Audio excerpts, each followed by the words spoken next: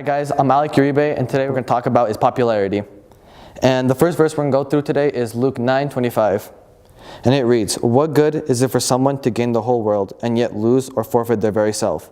Whoever is ashamed of me and my words, the Son of Man will be ashamed of them when he comes in his glory and in the glory of the Father and of the holy angels."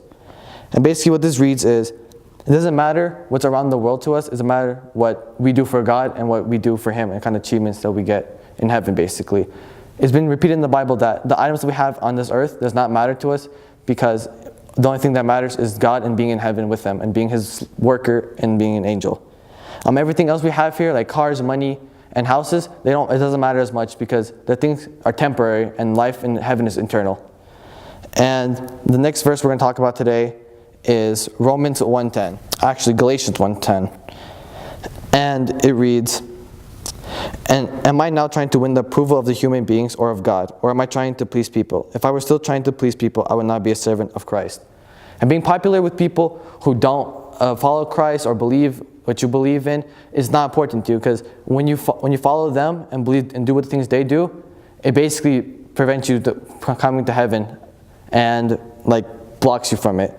But if you were trying to please God, you would go to church, you would preach, you would worship Him every Sunday, you would listen to sermons every day to learn more about Him and to engulf more into Him. The next verse we're going to do is Proverbs 13:20.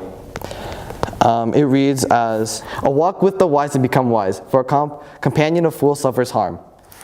So this means the people you surround yourself, like crowds and everything that follow you, if they don't help you become a better person in God, it means they're not helping you at all. Instead they're hurting you and putting you farther away from God.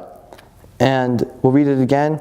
Walk wise and become wise. So what it means, fill your life with people who are wise, in the way of God, basically.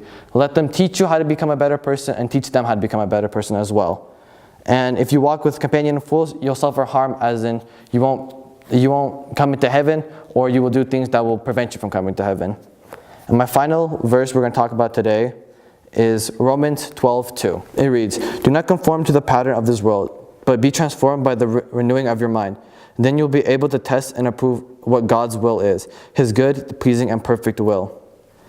And basically what this means is, as long as you are perfect with God, not perfect because humans are never perfect, as long as you're good with God, preach if needed, do the things that He calls you to do, worship and read the Bible, you'll be okay. You'll please Him and His perfect will, which is the greatest thing you can ever do in this life, basically. And don't be transformed by the pattern of the world, as in don't follow what they do, don't party, don't get drunk, don't do drugs. Don't be conformed to the world and the things that they do, because it's not worth it. Don't get tattoos, because you're harming the temple of God. Then don't drink, because you hurt yourself, and God doesn't want you to hurt yourself either. And then as you're going through life, it's always a test. And if you're able to pass the test every day, as in pleasing God, worshiping, reading the Bible, you'll please Him once again. And that's what I want to talk about today.